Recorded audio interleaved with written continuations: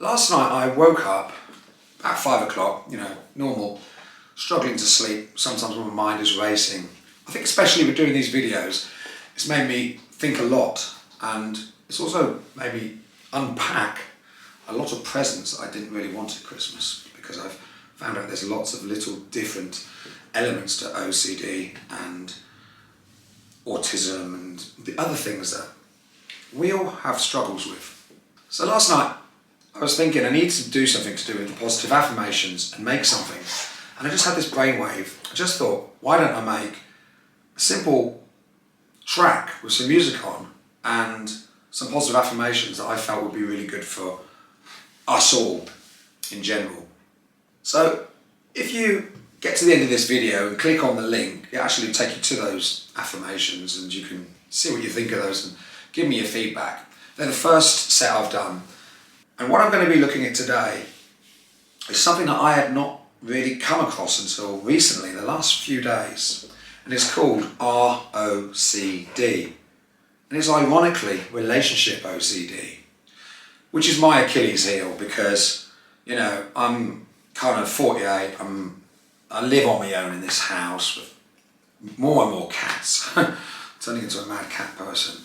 And every time I encounter a relationship, normally doesn't go particularly well because I self-sabotage it. I don't feel good enough.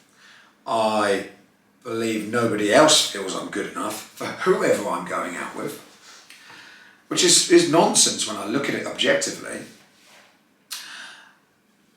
And I realise that this is probably my biggest problem, and I've almost got to the point where I think I've relaxed into realising I probably could be on my own all my life. And I don't feel necessarily sad about that. That must bother me a bit because I'm getting twitch. I probably am a bit sad about that, but I would rather be happy on my own than living in a turmoil and misery of OCD and intrusive thoughts coming in and causing me all the anxiety and trouble that they give me when I'm in a relationship. Excuse me.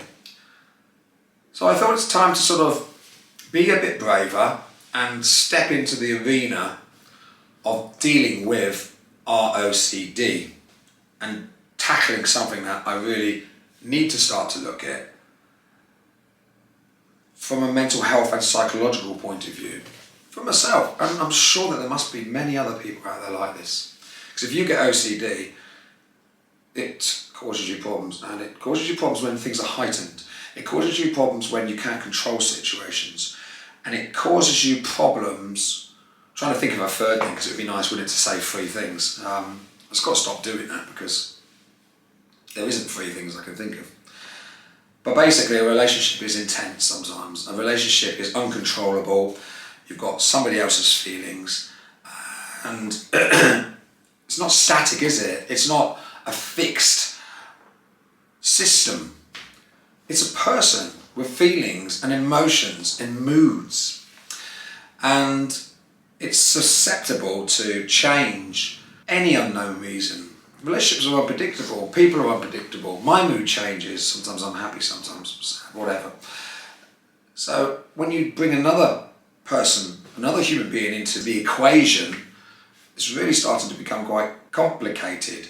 And us OCDers, if that's a term, we like things to be controllable, and we like routine, and we like to feel that we're safe. So relationships aren't really a safe place. I have a wealth of experience of failures in OCD and mental health because all my life I've struggled. And I was thinking this morning, why am I always failing? Why do I never get anywhere? And I think it's probably because I see mental health as this weight. And I'm this human being who has no experience with lifting that weight. And I'm going up to it and I'm trying to lift the whole weight of mental health, OCD, Asperger's, everything else. And every time I do it, I just get nowhere. I fall flat on my face and I realise I can't even budge it.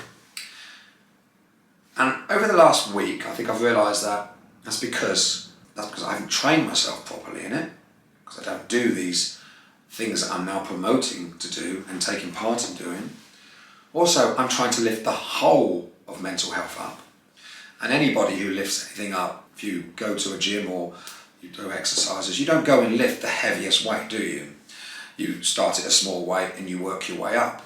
And also, another analogy would be, if you're going to move a big chest of drawers or a big fridge freezer or something that's heavy and really full up with stuff, you don't go and lift the whole thing, do you? You take things out one by one, you decompartmentalise it, so you take one drawer out, you take the things out of the drawer, you move those, then you move the drawer, and then you probably get some help and move the final object, which is the chest of drawers or the fridge freezer.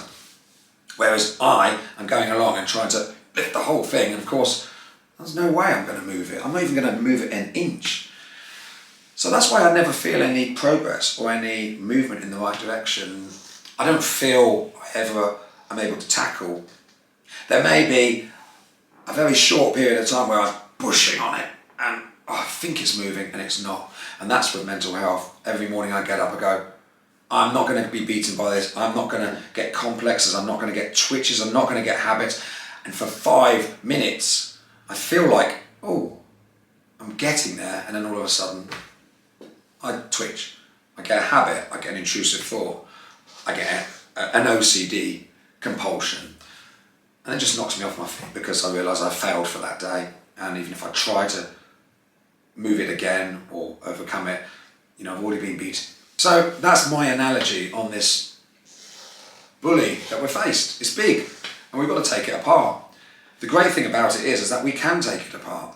And the way we're doing that is by using positive affirmations to make our mind feel positive, make us really believe that we can do it. If we're eating healthier foods, which is something we've still got to talk about and do, it's Christmas, isn't it? I think of eating cake every day. If we're practicing exposure response by talking to people about our problem, by talking to people not about our problem, but by talking to people about the bully of mental health, we're also getting support from people who understand and support us because they love and they care for us. And if they don't, then they're not the right people to have in your life.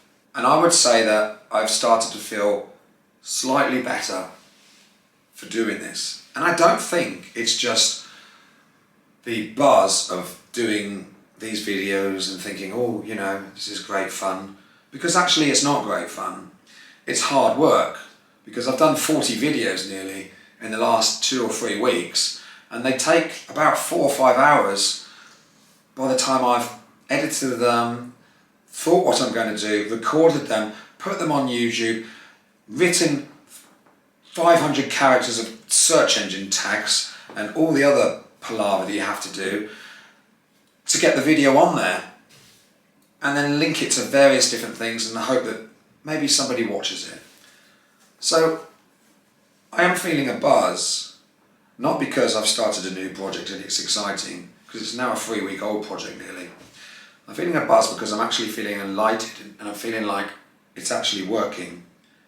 So that's going to be an introduction to what we're going to be talking about. If you want to know more about ROCD, Relationship Obsessive Compulsive Disorder. It's new to me, it's been around a long time, and it sounds interesting. So let's delve into it and see what we can do to fight this bully together. Thank you very much.